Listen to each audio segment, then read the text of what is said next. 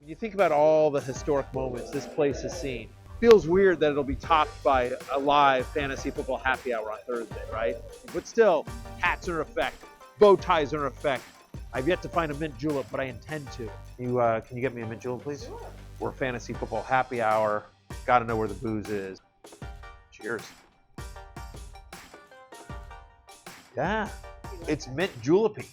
I don't think I'm too fat for a jockey. I could lose a few pounds, sure. The barbecue the night before, that was a mistake. I mean the horse. Talking about practice, not a race, but practice. You ride to win the race. What kind of question is that? I'm not thinking about this race anymore. We're on to Cincinnati.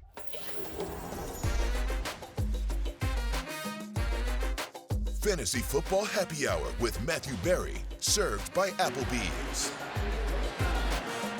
Welcome to the Fantasy Football Happy Hour live from the beautiful Churchill Downs. That's right. Let's cheers it up here, boys. What an experience so far. I'm Connor Rogers alongside Matthew Berry and Jay Croucher. Looks like you've been having a lot of fun so far. Dude. I love NBC. I love the Kentucky Derby. I've been here for a day and a half. I'm never leaving. It is a great city. It is a crazy scene. And, I mean, just look at this. By the way, over the course of the hour, Connor Rogers, two different races will be happening. So we will be seeing horses. We got tickets, by the way. We have tickets. Yeah. If you've ever wanted to see me literally lose money on air, you will see this. But I do. I have horse 12. Horse 12 in the seventh race, I believe, is what we're doing here. But yeah, man, this is awesome. It really is. I mean, what an experience so far. Yeah, and how many takes on those little videos that you did, Matthew, in the open? One take, Barry? All one take. Look, you race, you race to, you ride to win the race, whatever it was. We had fun at the press conferences there as well. So obviously, one of the reasons we're here is because the 149th running of the Kentucky Derby is this Saturday, starting at noon Eastern, right here on NBC and Peacock, of course. I am, for some reason, amazingly part of the coverage. I'm very excited, so I'll be making horse racing picks. And you know what? I feel like there's a lot of people that just sort of come out and, they aren't hardcore sports bettors. But the Kentucky Derby, you throw a couple of bucks on a race. That's what I'm doing. Yeah, everybody has fun with it, and we are going to talk obviously a lot of fantasy football today. But yes, also a little bit into the show, our friend Drew Dinsick is going to be joining us, and we are going to talk not only how to bet the Derby, but a little preview of the Derby. Jay has a pick, obviously. Drew has picks, and I think you're going to save. But you got the big performance. I have some thoughts. How about that? I like that. I have some thoughts. Most of my thoughts are just basically whatever Drew doesn't. Whatever. I will tell you this. Most of my thoughts on horse racing most of my thoughts on horse racing are what I got from Drew last night at dinner. Oh, yes. Yeah. I was listening in. By the way, speaking of dinner last night, the three of us, along with Drew and our producer, Steven D'Agostino, all went out to dinner. And, of course, you know what I had to do. It's the off-season of fried chicken. It's the off-season of fried chicken. And all of you guys copied me here. So there we go. That's us at dinner last night. With massive amounts of fried chicken. It's an obscene amount of fried chicken. But the worst thing to me is that, Matthew, you really wanted the ribeye steak, but you didn't get it because you felt like you needed to lean into the bit of the Southern fried chicken. I'm nothing if not on brand at all times. On brand and dedicated to the fact that you didn't even order what you wanted because you couldn't be the only person at this table, as you see, without the buttermilk fried chicken. Well, a lovely dinner. And our waitress, Maggie, suggested, she said the best thing on the menu is the buttermilk fried chicken. I haven't tried anything on that menu, but other than the fried chicken, but she was great. She was right. It was absolutely great. All right. There is a race currently going on behind us. I know you have horse 12. Yeah, I think so. I have 8. I'm going to look. Jay, I don't know where you're at in this, but we will get a live result as we sit here. It's going to be a lot of fun. But like we said, we are going to talk fantasy football, and they are rounding the turn right behind us. What do you? So I have horse 12. And there's horse 3 in the race, which is not 12. He's in the lead. There's 9 and 11. Oh, it doesn't sound good for me with 8. No, 6. There's 8. Just 4. plodding along. David Montgomery back there right now. What's going on? I think I'm on 7. Yeah. Oh, boy. Turn and lost. Yeah. Okay. Well, we do have some news, relevant news. So let's get right out of the gates here. Something that we talked about on Monday Ridiculous. Was the likely return of Jerick McKinnon to the Chiefs. That has happened, and at the same time, they've declined the fifth-year option on Clyde Edwards-Helaire. So McKinnon, they have Pacheco. Hilaire's back, but no fifth-year option picked up for him. And that makes sense because, by the way, they weren't playing Clyde Edwards-Helaire last year when he was healthy. They used a first-round pick on him, and it just goes to show that there's only so much draft capital can get you. They felt all last year, a year in which they won the Super Bowl, that Isaiah Pacheco and Jerick McKinnon, that 1-2 punch, the thunder and lightning, if you will, between the tackles guy and Pacheco and the passing game specialist and McKinnon, gave them the best chance to win. They won the Super Bowl. It's not a surprise that McKinnon comes back to the team. They love what they have in Pacheco. And, CEH, I think, is merely, I don't think he's somebody you can draft and redraft this year. It doesn't feel like he's going to have a role on this team. Yeah, I agree. And McKinnon's a weird one. He's kind of unexciting when you draft him, but he's going to get you 10 points that you need. And also with McKinnon, the one thing that's a little bit odd and maybe can't be counted on is that he scored touchdowns in each of the last 6 regular season games last season after scoring 1 in the first 11. So I don't think that's necessarily sustainable.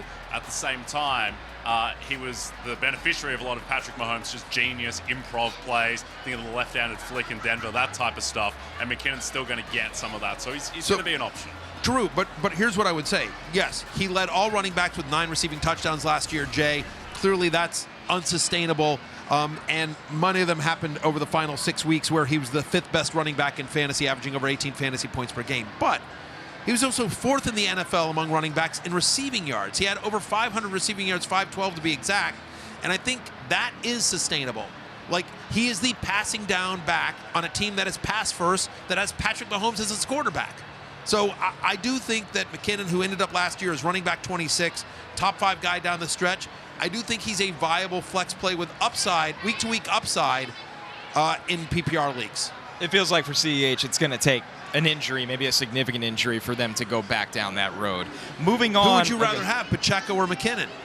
I'd rather have Pacheco because of the rushing upside. I just think he has scope to be 18 carries a game in given games, whereas McKinnon, he doesn't need just receptions, he needs receiving touchdowns. And I think there's more likelihood that Pacheco scores touchdowns. He's got more touchdown equity. They started to use Pacheco in the passing game towards the end of the year as well. I agree with you, but I think both guys are viable in fantasy. I agree. The thing with Pacheco too, he's just younger. He might just get better. He has more scope to actually just get better and develop skills, whereas McKinnon's kind of a known quantity. And this time last year, he was going into rookie camp as a guy from Rutgers that was an afterthought. Now, instead with Pacheco, he's looked at as a key role coming into training camp in year 2. So good sign ahead for him.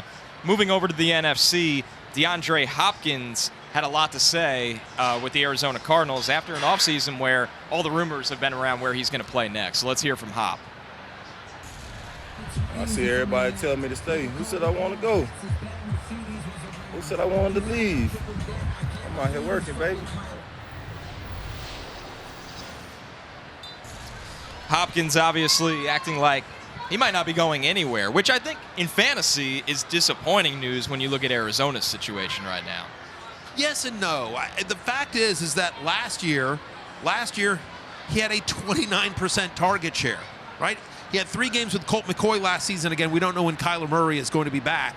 In the 3 games with Colt McCoy last year, 8 for 87 is what he averaged, with a 33% target share.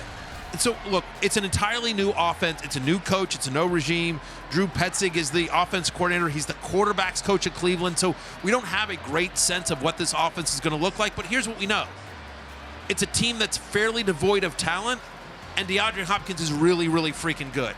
So my expectation, yes, they have Rondell Moore and they have Marquise Brown there, and they've got the running game with James Conner. A lot of people like Trey McBride, but ultimately, as long as DeAndre Hopkins is on the field, he's going to command a north of 20% target share, probably inching closer to 30.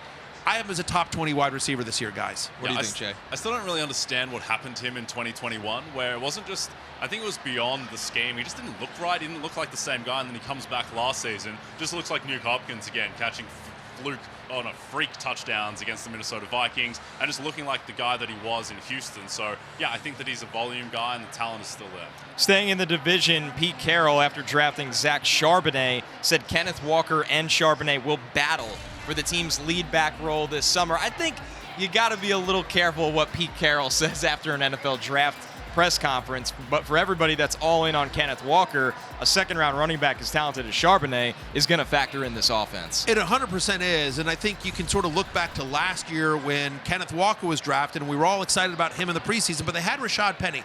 So prior to Rashad Penny's injury, Kenneth Walker was averaging just over 7 touches a game. So the idea that this is going to be a running back by committee and both guys are going to be viable, I don't think so.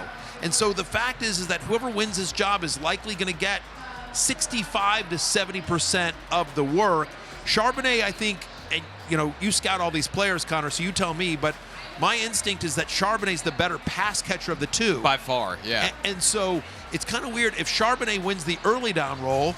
I don't know what Walker does. That's what, you know what I mean? Because, again, they're going to trust Charbonnet more in passing. Maybe they like Walker more in pass pro, but if Charbonnet's the better pass catcher, it's hard to see Walker carving out a fantasy significant role if Charbonnet wins the job. Yeah, well, firstly, I think Pete Carroll's obviously a great coach, had a magnificent career. At the same time, I'd probably trust him less than any other coach in terms of what he says publicly. Certainly when I'm betting game to game and he talks about injuries, it's just not true, or it just doesn't bear out to be true a lot of the time. So I wouldn't read too much into what Carroll is saying. With Walker, I just don't understand what's happened to his standing in the organization. Like, he was runner-up for Offensive Rookie of the Year. He carried them into the playoffs in that last game against the Rams. He had 6 games of 20-plus carries. He was a workhorse for them. But I guess there's just something there. He's banged up. And so certainly I think it's just one where, watching week 1 is so valuable for a lot of situations, and certainly will be for this one. Yeah. I think the concern there, Jay, to answer your question is that last year he had the 3rd most carries among all running backs where he was tackled for a loss. Yep. He played on less than 30% of 3rd downs. So he's somebody that, for whatever reason, whether it was because they really liked DJ Dallas or Travis Homer, or they just didn't trust him, he was, to your point, he was a rookie. He was banged up. He was banged up in the preseason, too. So he missed some training camp. He's trying to come up to speed. And I think that you sort of see the home run plays. You see the big plays, but just maybe they just felt like, in terms of kind of that day in, ground game, that they feel like maybe they have something more in Charbonnet. Who knows? Maybe it's trying to motivate Walker as well. But clearly, if you're doing best ball drafts right now, it's hard to put massive stock in either one of those guys until we get more clarity on this situation. All right, moving over to your top 20, Barry. I know your rankings have officially dropped on NBC Sports Edge for free. Your top 100 overall players are live on the website. But let's go through the top 20 today, and we'll start. Obviously, we're going to look at your 1 through 10 in depth here as well. I don't think there's much of a surprise at the top. Where it got interesting to me is number 3, Rams wide receiver Cooper Kupp. Last year, just a disaster for everybody associated with the Rams, but you're high clearly on a big-time Kupp bounce back. Well, look, last season, as great as Justin Jefferson was, last season on a points-per-game basis, there was no wide receiver in the NFL better than my little Cooper Kupp.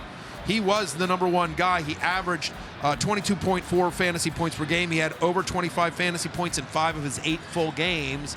And I don't see, assuming he comes back fully healthy, and right now the expectation is that he will, it's hard for me to see a scenario where that changes. The guy had a 33% target share, and I don't feel like there's anyone on the roster that would challenge that right now.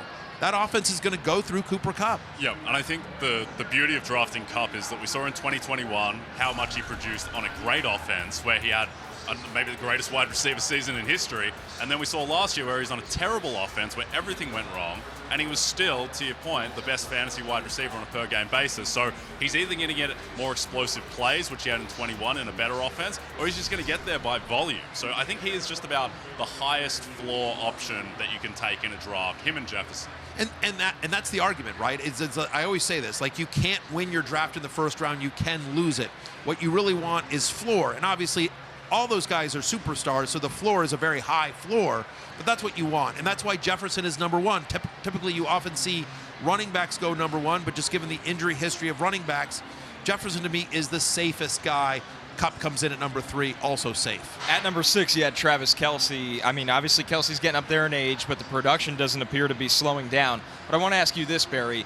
Does the barren wasteland that the position is at tight end, does that significantly bump him up as well? Of course. Yeah. I mean, that has to factor into it, because as a wide receiver, he's very good. But as a tight end, he's elite. Yeah, special, right? Just because he's so much better than everyone else. He gives you a weekly win at that position.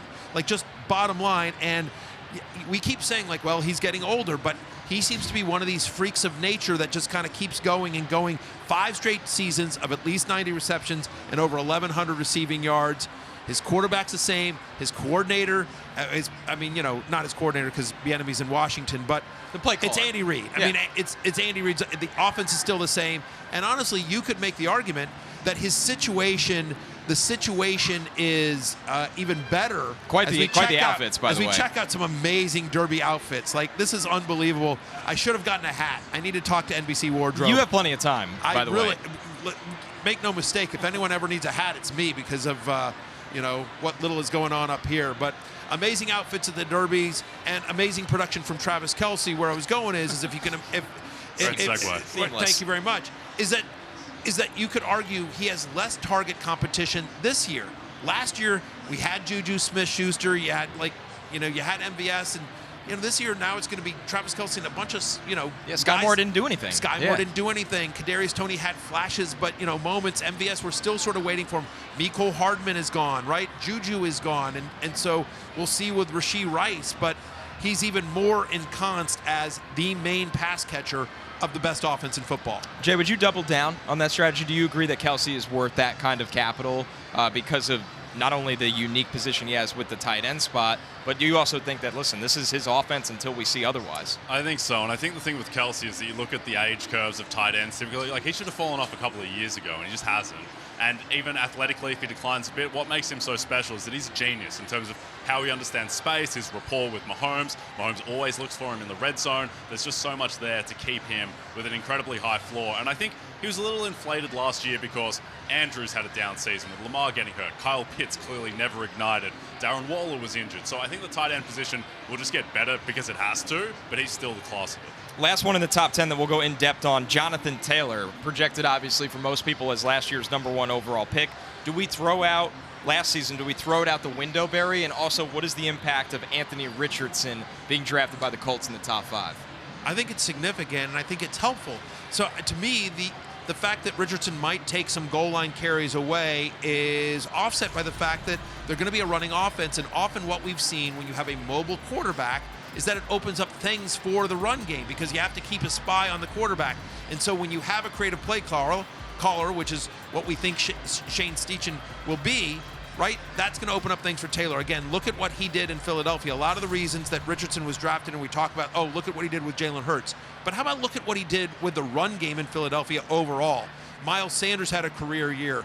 Like, you got production out of Kenneth Gainwell and Boston Scott, not to mention the fact, obviously, Jalen Hurts had a monster year. So given the fact that Richardson is a project and somebody that's really going to need to be limited in what he does passing-wise, it's going to be a run-heavy offense. Taylor, who had at least 20 touches in 7 of the 10 full games he played last year, at least 23 touches and 90 yards in each of the 4 games prior to his ankle injury, I think you're looking at a massive workload on what's going to be a run-heavy team and a defense, and they're going to be facing defenses that can't fully stop Taylor because they're going to have to worry about Richardson's mobility. Yeah, and Jay, through the draft, I mean, they added Evan Hull. They weren't like the Seahawks that said, let's look at round 2 and get one of the best running backs in this draft. So I think that helps Taylor as well. Yeah, and I think the thing with Taylor is that you have to remember that in 2021, he had one of the greatest running back seasons of all time. And then last year, he's banged up, he's on a terrible team, he's playing hurt, his offensive line is a mess. He still averaged 4.5 yards per carry. Like, he had big games out there. And I think the thing with the new coaching situation is this offensive line has talent. There's still Quentin Nelson there. There's still Braden Smith. There's still Ryan Kelly. Like, the offensive line, it should be better. And in 2021, everything that Taylor did, the offensive line didn't play well that year either. So I'm just waiting for a healthy Jonathan Taylor behind a good offensive line, more creative play calling than last year at least. And I think that Taylor should have a massive year if he stays healthy. And then, friend of the podcast, Jonathan Taylor, please call him by his correct name. He came on the show during Super Bowl week. So we are a pro Jonathan Taylor show. I love JT. But yeah, I mean, it's one of those things that's like a guy that was the consensus #1 pick last year, and obviously the entire season went south on the Colts. Matt Ryan didn't work out. The coaching staff didn't work out. They picked a guy off TV to be their coach for the second half of the year. Just everything that could have gone wrong for Indy last year went wrong. Jonathan Taylor didn't forget how to play football. Jonathan Taylor, isn't all of a sudden a bad football player. And I think he's actually going to be a value in drafts this year because people in fantasy too often have short memories and they're like, oh yeah, I had Taylor last year, he was a bum, never mind. And you're like, dude. Last thing on Taylor, he had 40 targets in the receiving game in 11 games last year. He didn't play all of those 11 as well because he came out hurt. So I think that if he adds that to his game, and he came on our show and talked about how he wanted to add that. I know all kind of running backs say they want to get more work in the passing game, but that's another element that he can add. Moving over to the next batch of players, 11 through 20 in your top 20 here, Barry. Yeah. And we are going to start with Amon-Ra St. Brown on this list. He is at number 13, obviously wide receiver 7 last year. I mean, is there a world where he is suddenly a borderline first rounder in redraft leagues? I think there is. Look, I mean, I'm at 13 overall, so in a 12-team league, he's a borderline first rounder. He had, in all of his healthy games last season, a 29% target share with at least 9 targets in 12 of the 15 games he played. In games in which he had at least 8 targets, there were 13 of them, he averaged over 19 fantasy points per game. You think about how this Detroit Lions offense plays out this year, and yes, they have Jahmyr Gibbs, but they lose DeAndre Swift. They lose Jamison Williams for 6 games. They don't have TJ Hawkinson anymore.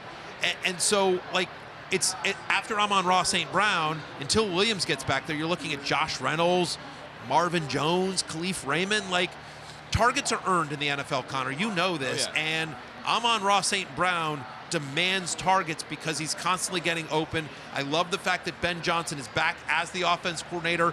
I love the fact that Jared Goff is back. And that, you know, and yes, they took Hendon Hooker, but Hendon Hooker is a project. To me, them drafting Hendon Hooker is like, hey, Jared Goff, you're our guy for the next couple of years. Like, it's going to take a while for Hooker not only to get healthy, but for him to get up to speed. I don't see a scenario, unless Goff has a major injury, where Goff is not their starting quarterback for the next 2 years. I'm with you all the way. I think that's how they would prefer it. Look at this guy. This might be a Look at this. This might be a running back 1A here for us, a true RB1.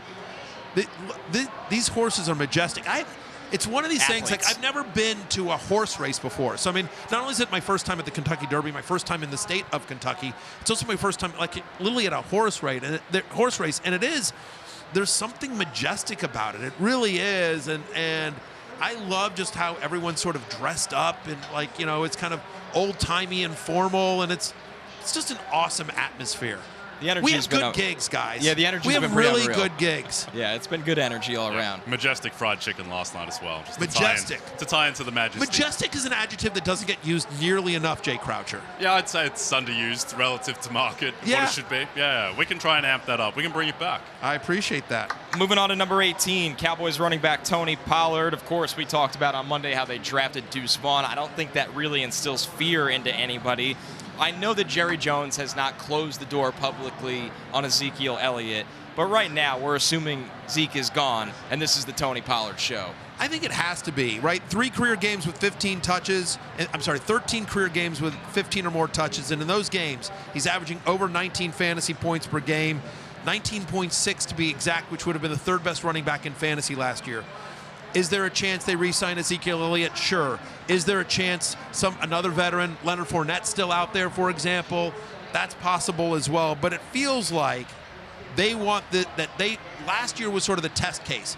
Can Tony Pollard, because there were games that Zeke missed, can Tony Pollard be an every down back? Because there was the concern of, like, oh, he's fast, he's small, he can't take that kind of pounding.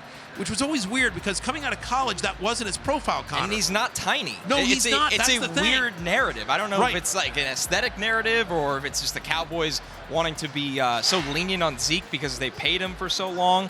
But I don't understand it at all, and the Cowboys should have full confidence in Tony Pollard as their workhorse. Right. I think it's because he was used as sort of this passing down back, because he was used in space and he's so fast that people assume, oh, well, he's not thick like Zeke, which he's not. But just because very few running backs are thick like Zeke, right? And so the fact of the matter is that, right, like, Tony Pollard's like 6 foot. Like, I mean, I think he's 200 pounds off the top of my head, like I think 215. over that. He's fine. He's fine. He is built to run between the tackles. He's got the speed. Last year with Ezekiel Elliott there, from week 8 to 16, he was the 2nd best running back in fantasy. I have an 18 overall, and honestly, guys, I might be too low on him. As once we know for a fact that Zeke isn't coming back, and they're not signing somebody like Fournette, that it's really just like, you know, Malik Davis and Deuce Vaughn in the backfield, that there's, you know, kind of just guys there. I think Tony Pollard will move up higher in my ranks. Yeah, I think if he's unopposed in terms of role, then he's a first rounder in 12-team leagues. Like he is, I mean, what he was doing last season, particularly when they split him out wide as a receiver, so which they did against Minnesota, it's like, what sport is this guy playing? That's what Memphis does, so Cowboys took it. He's basically, I think he's the closest facsimile of Christian McCaffrey that's out there. Like he can produce in a similar skill set, and the talent's off the charts, and hopefully with Zeke gone, the shackles come off. Especially with McCarthy saying he wants to run more, which I don't necessarily agree with that, but for fantasy managers that have Tony Pollard on the team, they're going to be happy. All right, so we'll move over and close out here with 21 through 30 out of your top 100 here, Barry. And we got to talk about the quarterbacks. That's what everybody's wondering in this tier of rankings every single year. And they're lumped together here. You see Josh Allen, he's at 24. You got Jalen Hurts not too far after him. And then Patrick Mahomes there at 26, Barry. So, listen, Jalen Hurts is your ride or die, but not your QB1 going into the year. He's number 2. To me, Josh Allen is so special. I do think maybe the league will catch up with Jalen Hurts a little bit. Again, he's my number 2 quarterback. So it's like one of those things where you have to two spots. In 2 spots, right? And the way I rank in the overalls, when you see players of the same position really next to each other, and where you see it was Allen, Hurts, and Mahomes all within 5 spots of each other, like there was only 5 spots between Allen and Mahomes, a couple players in there. It's my way of saying, like, it's pretty much a coin toss. Like if I have to pick somebody, and I do, as we see more people in hats at the railing here, enjoying mint juleps and other festivities here at the Derby, what I will say is that I prefer Josh Allen just because a longer track record. I like the moves that the Bills have made. Who knows without Steech in there in Philadelphia if there's again at this level you have to nitpick. So I love Jalen Hurts. You know he's my ride or die, but hard for me to rank him ahead of Josh Allen. He's my number 2 quarterback this year. Yeah, and I think there's a little bit of concern around Josh Allen running the ball less because that's been out in the public. Like, let's see that happen. Let's see him not run the ball because that's what makes him special, the fact that he can bowl over linebackers. I reckon if there is just one guy who's going to crack the top 3 is... And the only other thing I was going to say about Jalen Hurts is, but a lot of what his fantasy value came from was from the rushing touchdowns. Yeah. And I would argue the Eagles' running back room, again, they need to stay healthy, but with Rashad Penny and DeAndre Swift, not to mention Gainwell and Scott, like I think their running back room is better than it was last year where they just had Sanders, Gainwell, and Scott. So if you could see 3 or 4 less rushing touchdowns for Jalen Hurts, that makes a difference too. Yeah, and I understand why you can't put this guy in the top 3 because he doesn't have the same floor, but Justin Fields can absolutely finish as the best quarterback in fantasy next season. I think he's probably got the highest ceiling of anyone. There's no question about it. By the way, and Lamar back with all the weapons they gave him, and don't forget about Justin Herbert. Yep. I mean, like at the top of the chances are you're going to wind up with a good quarterback in fantasy next year. All right, you could read Barry's full top 100. It is on NBCSportsEdge.com. It is free. Your initial top 100 rankings. It'll be interesting to see how they shake up a little bit. We are going to take a break in just a second. When we're back, we are looking at fantasy football. There's horse 12 that didn't win for me. Trifectas. I need 12 last race.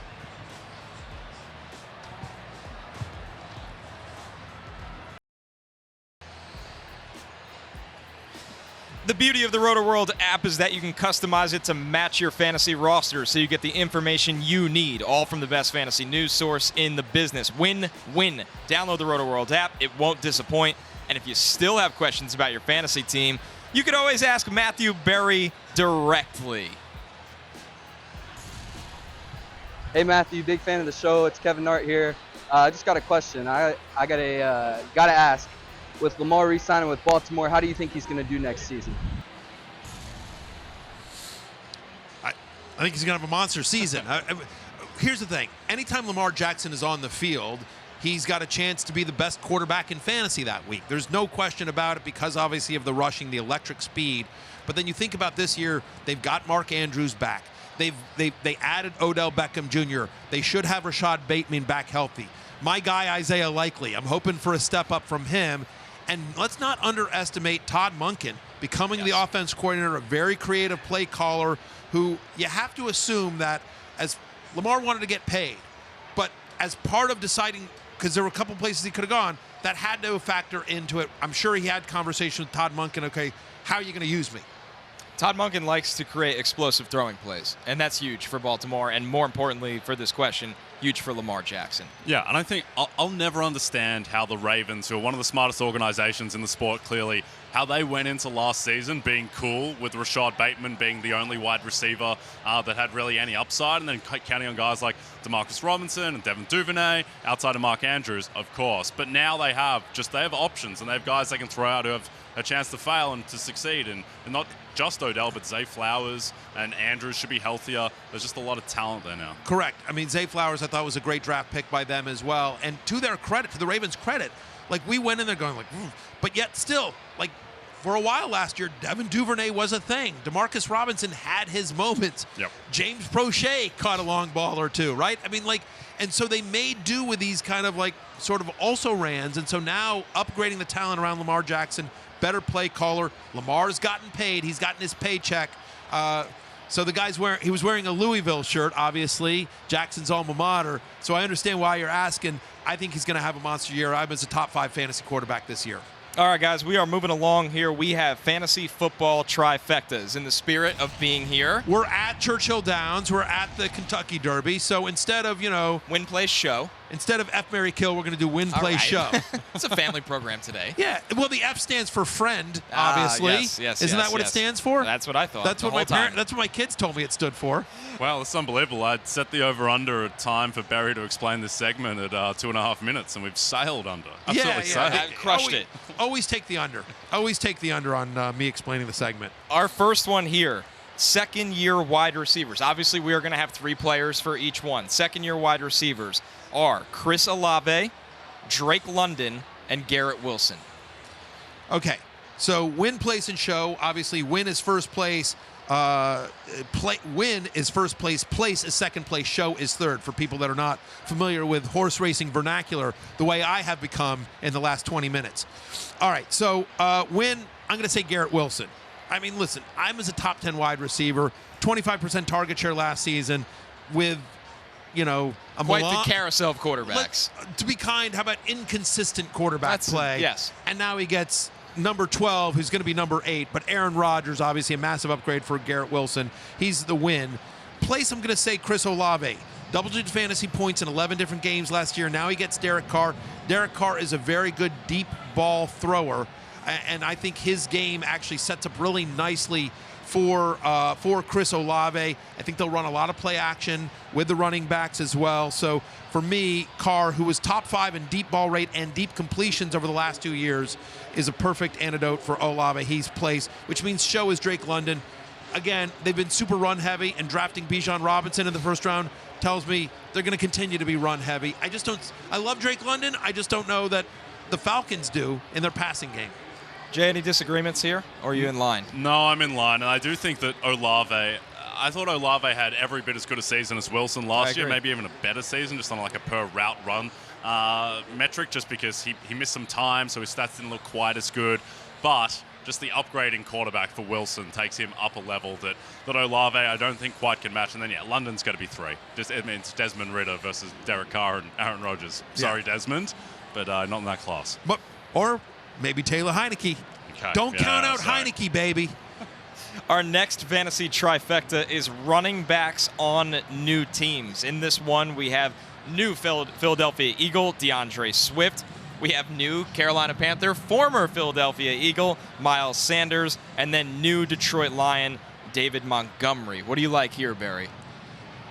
I don't know that I love any of them, candidly. I'll be honest with you. I don't love any of them, but if I have to pick one, I'm going to say Miles Sanders for the win. He's my running back 23. Remember, the Panthers were top 5 in rush rate last year. They ran a ton. And with Bryce Young under center, that's my expectation as well, is that they're going to want to ease in the rookie. And so the Panthers, who have a really good offensive line, an underrated offensive line, should be able to get Miles Sanders, remember, reunited with Frank Reich in Carolina. It's just him and Chuba Hubbard. So then I'm going to say David Montgomery. Look, I run Montgomery at 25. I've been clear about this, and I'll be clear about it for the entire offseason as we see more of the scene here at Churchill Downs. Somebody just got to second base there. That was a butt slap. Yeah, a little bit of a, yeah.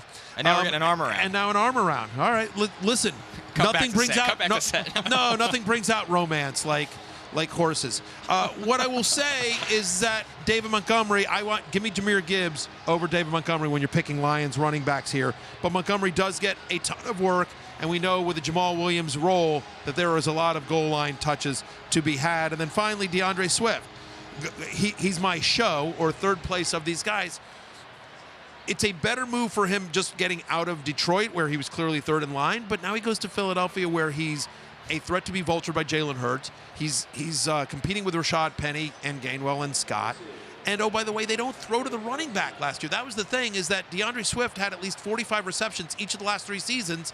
I don't think he gets there in Philadelphia unless there's an injury to a lot of guys, because they just don't throw to the running back. They don't need to when you've got A.J. Brown and Devontae Smith and Dallas Goedert. Yeah, 3 really good offensive lines here, so that makes it good situations for all of these teams. I think Swift, he probably has the highest upside and the lowest downside, just because I think he's the most talented guy out of these 3, but also he's just got the most competition where sometimes you just go and look at the depth charts for the positions for running back. No, he's got to compete with Jalen Hurts. Jalen Hurts is the issue for him, more so, I think, than Rashad Penny or Kenneth Gainwell or whomever. I think Sanders is the safest, and you have to think as well back to Deonta Foreman and Chuba Hubbard. They were great for stretches last season. You just didn't know which one to go with each week. And also Frank Reich, really good play caller, and Jonathan Taylor's 2021 legendary season was with Frank Reich, so we know that he can extrapolate a really good running game. All right, rather than us decide the next category, we have a fan on the grounds that'll do that. Matthew, I'm a great admirer of your show. I'm a diehard Colts fan. Can you give me some updates on our quarterbacks? Admirer, there, Barry. I appreciate it. That guy feels like Look he's at the seen grin. some horses. Yes. That guy, he's not like me. This is my first horse race. That guy has seen some races. I think he's been here for a little bit. So are we doing a cat? We're doing Let's transition it to include the rookie quarterbacks then. Okay, sure. Because obviously he is talking about Anthony Richardson being drafted by the Colts. So Anthony Richardson is in this one, of course, with the 2 guys taken ahead of him. And we got horses coming behind us, by the way. This is a horse 2 for me. I got all right. There we go. I got horse 3. I have horse 3. I'm on 6. Where's 3? Is 3 coming around the bend? Where's 3? I think 3's Give me last. 3. 3's in last? I don't know. It's outrageous. Picking losers left and right over here. I have no idea where the standings are right now. I told my producer, Steven D'Agostino, to make bets for me because I was in a Derby production meeting. And if he had won, I was going to take credit for it. But if he lost, I'm going to blame it on him. And they're coming down the stretch right here. We'll talk about Anthony Richardson in a second. But here we go. They're coming down the stretch. And who won? Did 3 win? I think 1 won. Ugh, brutal. Well, you don't win them all. All right, so I want to make sure 3 lost. Did 3? Yeah, here's 1, 2, 10. 3's in 4th. I got 4th place. Circle back, Jack 1. Man, I was close to a horse 2. Tough scene. So we will do the rookie quarterbacks. Very dramatic. Thanks. Yes, extremely. Obviously, I asked about Anthony Richardson. The 2 guys drafted ahead of him, Bryce Young, C.J. Stroud. What do you do with these 3? Anthony Richardson for the win, right? He'd be my first place. Honestly, the rushing is so valuable, dynamic, and valuable. I think that there's a chance that you see Jalen Hurts' rookie year. He played 4 games, or Lamar Jackson's. I think he played 7 or 8 his rookie year. But you think about the quarterbacks, those 2 guys, even maybe Josh Allen, they all profile the same, which is incredible athlete, great mobility, still a little bit raw in terms of their passing production. But I think given that offensive line, given the play calling in Indianapolis, Richardson's the guy that will have the most immediate fantasy value this year. Then I have Bryce Young. Again, with Carolina, adding Mingo, Thielen, DJ Shark, good passing game, coach in Frank Reich. For me, he's the number 2 guy. And then C.J. Stroud, 3rd place in show. Just because, Nico Collins, Tank Dell, who's he throwing to? You don't like Nico? Not compared to the weapons of the other guys. I just think, Houston's just a team that just is devoid of talent, right? And they're getting there. They're building something. They're building it. And I do like Tank Dell, but Just the number 3. He's the number 3 guy, just comparatively in terms of fantasy value, sure. Yeah, I think it depends on the format, and then it depends on also what you need in a given draft, where Anthony Richardson, he should absolutely go first in Dynasty because of his upside. If you're drafting a third quarterback in a Superflex league, 2 QBs, and you just want some upside, then Anthony Richardson's clearly the guy. He also might just not play this year, Anthony Richardson, because they do have Gardner Minshew, who is a upper echelon backup quarterback. So Bryce Young, I think he is the safest, but Richardson, if you're swinging for the fences, then he's clearly the guy. And then Stroud, I don't think you can really make an argument for him, because I think in terms of fantasy, he's probably just the worst version of Bryce Young. The pick of Richardson is with the assumption that he starts game 1 or fairly soon after. The Colts know Gardner Minshew isn't the answer, and so in a division that candidly is winnable, we'll see what happens in camp. But I think if they, that's what I said. I think if you think about Lamar Jackson's rookie year, where they just didn't let him throw that much, but they ran kind of a very simple offense because they waited for Lamar Jackson, who eventually would, very soon after would win an MVP. But that's what I could see them doing with Richardson. Our last category, rookie wide receivers. This is for redraft here, Barry. This is not dynasty specific. And we have Jordan Addison, Quentin Johnston, Jackson Smith, and Jigba. 3 players that were drafted all in that same cluster in round 1. This may surprise you, but for the win, I'm going with Jordan Addison. We've talked about this, what a great landing spot it was for him. With Adam Thielen leaving, that's 107 targets up for grabs. Adam Thielen ran the 2nd most routes of any wide receiver in the NFL last year. Kirk Cousins is back. Kevin O'Connell is back. It's going to still be a fantasy-friendly, pass-happy offense. And even when you say, well, KJ Osborne's going to be the number 2, or even Hawkinson, if you want to say the number 2 pass catcher, the fact of the matter is Osborne last year's the number 3 wide receiver on this Vikings team, saw 90 targets. So I think Addison, who's a talented player, he would be my win. For place, I'm going to go with JSN. Geno did lead the NFL in completion percentage last year. He's going to play in the slot. Geno does like the slot. But again, you've got Metcalf and Lockett there. Quentin Johnston's my wide receiver 50, and he would be show for me. As long as Mike Williams, Keenan Allen, and Austin Eckler are on the team and healthy, we don't know Eckler's status as of this broadcast, but Johnson feels to me like he's probably like the 4th option. Josh Palmer as well will get some run. Really love the landing spot dynasty-wise for Quentin Johnston, but he's 3rd place for me for this year. Yeah, I think Addison's the guy, and he's the favorite in the market to lead rookies in receiving yards, so that matches up. I think the JSN, there's so many guys there, and also Pete Carroll loves to run the ball, and also they just drafted a running back in the 2nd round to go with the guy that just came 2nd in Offensive Rookie of the Year, and Ken Walker, so I think that's a little bit crowded. I think Johnston might just have a bit more upside just because of that, where he could become, there are worlds where he could be Justin Herbert's number 2 guy with how much that Keenan Allen and Mike Williams get hurt, so I might even have him number 2, but I agree that Addison is the guy. Yeah, it'll be interesting just what injury impacts these guys, because Quentin Johnston really needs an injury in front of him to be bumped up. But like you said, Barry, it's hard to disagree with Addison being number 1 because he's the one of those 3 guys that doesn't need that. He just gets to camp, and it's like, hey, congrats, you're probably our number 2, unless they really do love KJ Osborne that way. So, all right. Well, and just I wish I had a hat. I feel like I really dropped the ball. I feel like I dropped the ball. I feel like I should have worn a hat on set today. I just want to apologize to my public. Here's a bunch of people that also aren't wearing hats. Well, I've seen a lot more women wearing hats than men, but some men are wearing. Look, that guy's got a hat. There you go. Anyway, when we come back, we're going to teach you how to win some money on horses and fantasy football. We certainly didn't.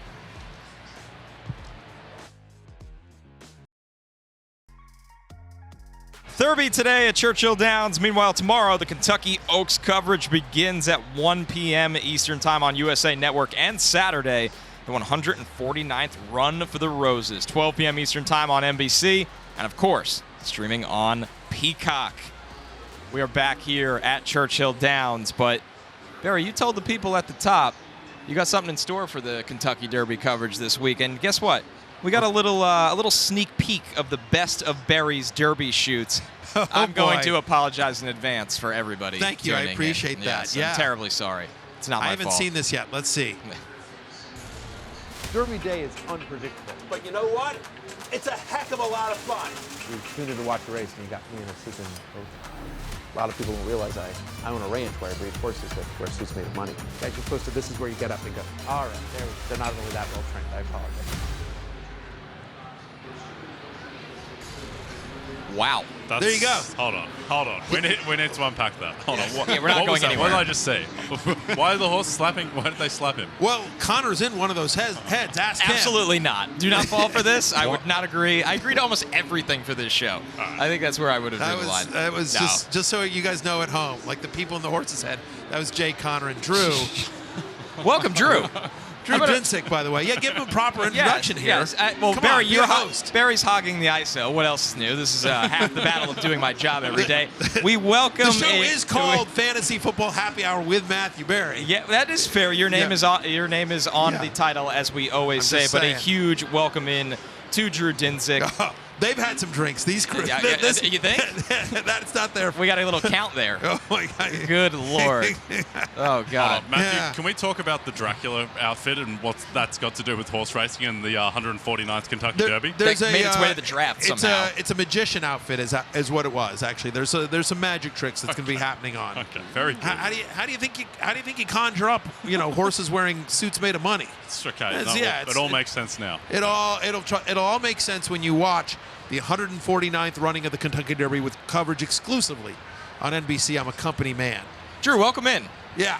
Sorry you haven't had a chance to speak yet. This happens to all of us. Don't worry. That's how you know you're on the show. Part of the gig. I didn't know I was going to have action on Mage this week, but it feels like sired by good magic. And with the magic kind of intro, I'm going to need to relook at Mage. But yeah, thank you guys for having me. I hope you're having a wonderful Thurby. It's been awesome. And we absolutely need you here because we are actually going to learn how to bet the Derby. What now? What now? Explain who Drew is. Our audience may not watch well, Bet the Edge. I tried so many times. times. Just welcoming in him. Connor, can you at least tell America who this guy is? Drew not only is a man of many betting talents, like betting the Kentucky Derby, but he is Jay's co-host on Bet the Edge here at NBC Sports. Right. So he is one of our sports betting analysts here at NBC. An actual expert, not a man dressed in a Dracula magician outfit shooting money in a booth. So listen to what Drew has to say during this next segment. And listen, a little Kentucky Derby news to start this here, Drew. Practical Move, who was 10-1 to win, scratched from the event today as we show you the full odds list here. But let's start real simple here, Drew. How do you analyze the movement of odds in the Kentucky Derby with all the horses that are still in the race? Sure, yeah. So unlike, in general sports betting, the market is fluid. The prices change, and that's a huge part of the handicap. You have to be able to anticipate where the money is going to flow. Is it going to flow into the favorite? Is it going to be on the long shots? And, we live in a world now where, after last year's 80-1 Rich Strike win, we're expecting in these high-profile races, the Joes have been, kind of hitting the longer prices with nuclear force. And for that reason, kind of sucked a lot of the value out of the real long shots as everyone's trying to chase that super, super high payout. But the Kentucky Derby is a fantastically interesting handicap. It's the most difficult race to handicap in all of sport, in all of racing, maybe in all of sports, because you have 20 young horses without a lot of experience. We don't have a huge track record on these guys, and in general, putting 20 horses on a track and saying, "Hey, go run, a mile and a quarter," you're going to have uncertainty. It's going to create opportunities for wild value. Last year, if you hit the superfecta correctly, $1 paid 320,000 to 1, which is absolutely ridiculous, and you're not going to find those type of payouts in any other sport. So this is a uniquely fun and interesting and challenging way to play, and as a betting man, it's close to my heart. There you go. Rich Strike last year. So last year, coming into the Derby, a horse got scratched, and so Rich Strike comes in at the last minute. He's 80-1 odds. No one bets on him. He ends up winning. And to your point, then it's crazy payouts for those that had Rich Strike or that had him in a trifecta or a superfecta, what have you. And you have a scenario like this year. We just had a horse scratched, and there is now Magical Mischief. Is it? What's the name of the horse that just came in? Oh, Cyclone Mischief, I believe, is the last horse in. And Cyclone Mischief, interesting horse. I guess here you go. There's a lot of uncertainty. There's a lot of people that are going to make predictions this week. A prediction you can take to the bank. I don't think we are done with scratches from this race so far. Right. There are some interesting horses still on the also eligible that may get into the race ultimately. Like next up, I believe Mandarin Hero would be. He's 20-1 right now on the morning line, and he could have something to say about this race. So we have a long way to go to finally sort out this field. But yeah, last year's race was pretty unbelievable, and I don't think we're really due for that type of Derby this year. You had the fastest ever first half of a mile in Derby history. That created a pace meltdown, which really opened the door for Rich Strike to pull off the impossible. Let's get into some picks. And Drew, who better to start with than you? You saw the field, pretty vast group. Who are you picking in this Kentucky Derby? Yeah, so for me, this is all about trying to take on the favorite. Forte at 3-1 is too short of a price for me to get involved with. So I'm looking in that middle class to try to find value. And I think this is going to be a little bit slower pace after what we saw last year with the pace meltdown. And for that reason, I want a horse that's going to be somewhat forwardly placed, in the lead, near the lead, and to me, the most likely horse and the only horse with quality in that group is the number 2, Verifying. I believe in Brad Cox as a trainer. I think we're going to get a price on him in around the 15-1 range, which would be just outstanding. And there are many other horses you could make a very strong case for, kind of in the middle class of this year's race, and it's going to be a lot of fun to put together some exotic tickets. But for me, Verifying on top. I like Verifying as a call as well. I'll give you another one that I think is interesting is Derma Sotogake, who is it's a Japanese horse. What? I got that close. Yeah, okay. Sotogake. Okay. Derma Sotogake. Did I get that right, Drew? I give him a 9 out of 10 for pronunciation there. Okay. He almost nailed it. 4, but that's fine. No. How would you pronounce it? I'd say it without emphasizing every single syllable because you know that you might not say it right. That's right. Listen, Derma Sotogake. You're just rolling through it. I'm pronunciating it very clearly. Derma Sotogake, just to make sure that I nail it. But the fact of the matter is, he's the fastest horse in the race. We've never seen a horse from Japan win the Kentucky Derby. So is there a reason for it? Or is he due? But I do think in a race that we don't think where there's a particularly bunch of fast horses, I think he's the fastest horse here. He won the UAE overseas, so I like him. I like Verifying, and I also think there's a reason Forte's the favorite. Like, there's a reason he's the favorite. A man with many picks, Matthew Berry. Absolutely. That's basically my box, by the way. That's basically my box. Before we go to break, Bet the Edge, me and Drew can check us out. We're Monday to Friday, wherever you download your podcast. We're also on the NBC Sports YouTube channel, going deep diving into everything betting. Not one sport specific, just absolutely everything. We've got some great guests on all the time as well.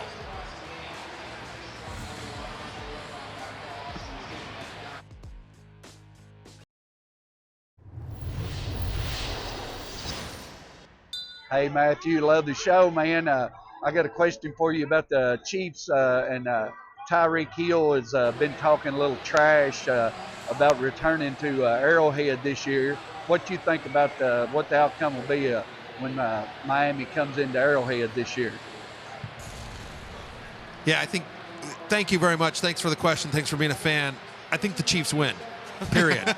Easy there, partner. I mean, look, they know how to defend Tyreek Hill, and I know Tyreek Hill thinks he's got the better quarterback between Tua and Patrick Mahomes, but no one else that watches football thinks that. So while Tyreek will have a big game, the Chiefs will know how to contain him. Give me the Chiefs at home. The questions keep rolling in from the Matthew Berry fans, and I think this one is very on brand. Hey, Matthew, big fan of the show. Wondering how many mint juleps you're going to drink this weekend. Can I set a market on that? Yeah, I was just going to say, I literally was going to say, Jay, can you set a line for me? And then Drew. So purely just the weekend, so let's make that Saturday, Sunday. Let's say 12.5 each, and we'll round up 25.5 for the weekend. Ooh, boy, I'm going to take the under on that. Although I did hear, with the news that Matthew Berry was going to be here, they have got extra reserves of Woodford Reserve. So, I think under, though. They also brought more chicken. Fantastic. If I could expand that over the weekend, because tomorrow is the Oaks. And so my wife's flying in tonight, and I don't work tomorrow. I'm part of Saturday's coverage, but the Oaks, I'm here all day. Markets on the so move. if we include Friday and the weekend, give me the over. Pound the over. All right, we got more odds for you here as we close out the show with the Defensive Rookie of the Year odds, of course. No surprise who's at the top. Will Anderson of the Texans sitting there at plus 350, and then a pretty big gap here, fellas, when you look at Jalen Carter, Tyree Wilson, of course, Devin Witherspoon taken 5th overall by Seattle. Jay, what do you have your eyes on in this opening, these opening odds? Yeah, I mean, Jalen Carter, I think, is the most talented defensive player. Absolutely. And he's plus 800, so on this page, he would be my bet. But I think you like someone on this page too, Connor. I really like Jack Campbell. When they really don't know who to give the award to, it becomes a stat-based award. He's going to start out of the gate. He's going to have 1 million tackles. He's good in coverage. I wouldn't be surprised if he could steal 2 or 3 interceptions. And, you know, if they blitz him a little bit, a couple sacks. So at plus 1,800, that is way, way too low for a guy guaranteed to start. I think this is a narrative-driven award as well. Jalen Carter, as good as he's going to be, the Eagles' defense is going to be so good he won't get credit for it. How about Joey Porter Jr.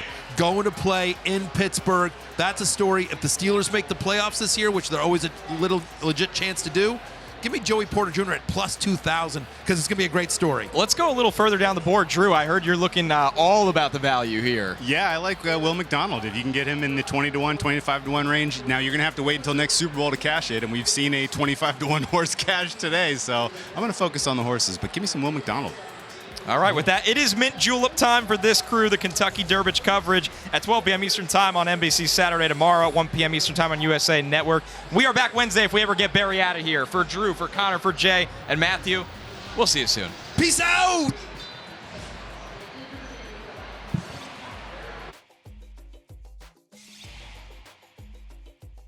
Hey, it's Matthew Berry from NBC Sports and RotoWorld.com. Just want to thank you so much for watching what you just watched, or at least being too lazy to click out of it after the autoplay just kept it going. So either way, thank you so much for just letting it scroll by your screen. And now I'd like to ask you respectfully, okay, respectfully, please subscribe to the NFL on NBC YouTube channel for the latest NFL news, fantasy headlines from RotoWorld, and betting analysis from NBC Sports Edge.